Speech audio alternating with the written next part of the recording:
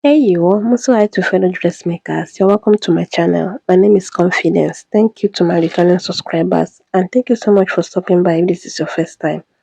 Kindly hit the subscribe button and turn on your notification bell so as to be notified each time I upload a new video. So in this tutorial, I'll be sharing with you how to make this beautiful Bubu gown with a built-up neckline details. So if that sounds like what you're interested in learning, definitely keep watching and let's dive into this. Don't forget to like, comment, and share. So you'll be needing at least 4 yards of your Ankara fabric. That's if you're using Ankara. But if you're using a material by 60, 3 to 3.5, depending on your height, it's okay. And I'll also be using this two color ashoke for the details. So let's dive into it. So you might be wondering why I showed a different Ankara and now I'm using another one. My dear camera flipped to portrait mode while I was filming and I didn't realize on time. I was far gone before I could see what was happening. So I'll be using this Ankara to illustrate, but it's still the same. You still get the point. So first, let's talk about how to fold this Ankara. You know Ankara usually come with a length of 44 to 46 inches. I've never worked with Ankara more than 46 inches before. So to get what you need, you have to fold your fabric widthwise instead of lengthwise. I don't know if you understand. So the first thing you do is to take one end of the Ankara. You can take two at once, it's still the same. One end of Ankara and then measure your full length. I'm working with a full length of 56 inches, 54. I'll be adding 2 inches, making it 56 inches. And then I'll take my chalk and then mark it. And then take the other end and join the two ends. Just the two end, just as you see it, so that I will have 22.5 inches. Then remember the part that we marked as our length. Now you fold it again to have two of that, and that would be 4 folds, just as you can see here. And of course, you should have something like this because I'm using a 6 yards Ankara. That's why I still have excess there. So you should have something like this, and this part will be for the hem line. So now that our Ankara is beautifully folded into 4, that's the front and back together. You can see just the way mine is. Just fold yours like that. And please notice that the part that is folded is facing me, and also the shoulder part is folded because we won't be cutting anything on the shoulder, no shoulder slope or anything.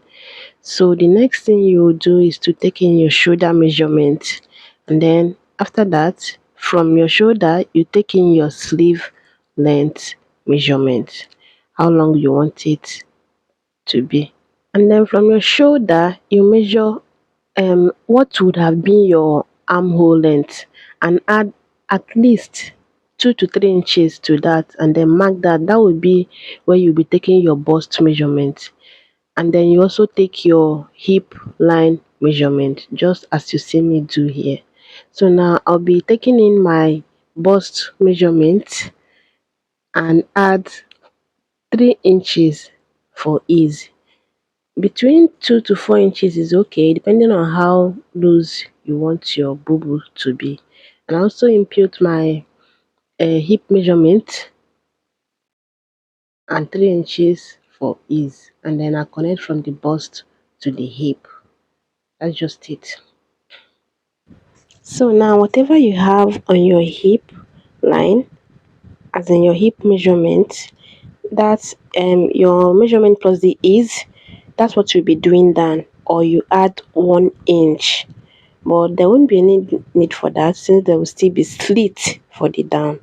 So now you go back to the shoulder and measure what you have, your shoulder plus the sleeve length, and then from there you mark your round sleeve measurement and add between 2 to 5 inches or as wide as you want it, but mine I added 4 inches for ease. So next, you connect from your bust line to meet your round sleeve measurement. That's just the best way to explain it, because even if your round sleeve exceeds your bust line, still connect the two to meet together. And then you go in by 1.5 inch as a guide to curve, because you can't possibly cut it point like this. You have to curve it. And then back to your shoulder line, that's your shoulder plus the sleeves. Whatever you have there, you minus 1 inch and mark it at where your round sleeve stops, just as you see me do here. Whatever you have on the shoulder, minus 1 inch, and then mark at the end of your round sleeve measurement, and then you connect just like so. And you remember we said that whatever you have on your hip line, on your hip measurement, is what you mark down to the hem, to the full length of your gown, just like that. For the neck, all you have to do is to add 1 inch to whatever you would have used for your normal turtleneck measurement. Mine is 2.5, so I'll be adding 1 inch, making it 3.5, just for the purpose of this tutorial. And you determine the length of your neckline, how deep you want it to be. For me, I'll be doing 10 inches. If you want exactly what is on the thumbnail, 7 and 7.5 will give you that if you're on a small size. And then for the back neckline, all you have to do is to come down by 1 inch, and then you connect like that. For the cutting, you first cut the back. So after cutting the back, to cut the front, you have to cut one, because cutting the two would give you a V neckline for front and back. So you have to take one of the two folds, just like that, and then you cut it. Now for cutting the sleeves and the body, just follow the curve and the line there. That's basically it. So now for the details on the neckline and the front, I will now take the ashoke and measure how wide I would want that to be. And whatever I have, I would add at least half an inch for folding one part of it. And to know the length, you first measure your front and back neckline. You measure from one end of the gown round to the back neckline, and then you come back again to the front, to the hem again. So mine, I have 60 inches for the front, and then the back is 10 inches. That's 7 inches, 70 inches. So I'll be cutting two of that, 70 inches times 2, except you have a very long ashoke that can contain 140. Remember, you'll be adding allowance too, because this ashoke flays a lot. So now I cut a stripe of the orange ashoke, and then place it on top this navy blue ashoke. I run a stitch on it. That's just it. So I'm also gonna head to join the two 70 inches that I have. I'll join them together, and this is what we have. I told you would need at least 3 inches. It's better to be safe than sorry, because this thing flays a lot. So now to join it, you will take your gown and then determine the center of it from the back neckline. After doing that, you place the ashoke front side, like the right side facing the wrong side of your gown. Please, just like this, and make sure the joining part meets the center part of it, and then you join it to have something like this. So I'm gonna head to join it, and then I'll now quickly draw your attention to how I joined it when I get to the part that our neckline stopped.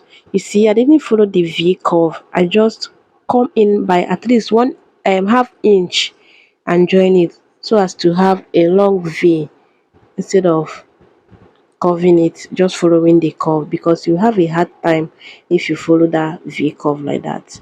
So now the next thing I will do is to now um place it this time around, it will be on the right side, and now place it like this, fold it like this, and then go to my sewing machine and run a stitch on it to have something like this. So this is what we come up with so far, and the neck is necking already, you can see it. And this is the down part. I'm gonna head to join the sides. You don't need measurement for that, so I joined with just half an inch. I've folded the sleeves also. This is what we have. So now you take your chalk and mark the depth of your neckline, just that 10 inches that we did earlier, and then you place it like this, just as you see me do. Place them together like so. Just the ashoke, your main fabric is not inclusive on this. So now you go to your sewing machine and join it. You see a line that will serve as a guide. This is the reason why we closed it earlier and iron. So that line will be a guide. So I'll go to my sewing machine, join it down to where the slit will start, and I will have something like this. This is so giving. It's giving. See how beautiful it is. Even without wearing it, you can see that the neck came out so well. And this is the down part, the wrong side, how the wrong side is. So now I'll trim off the edges and go to my sewing machine and fold the down part like that. Add my buttons, and your beautiful Bubu gown is ready. So you all, I present to you our beautifully sewn Bubu gown with a built up neckline details. Even though it's way bigger than the person wearing it, but we can still see the details. I'll see you in my next video. Be good. Bye.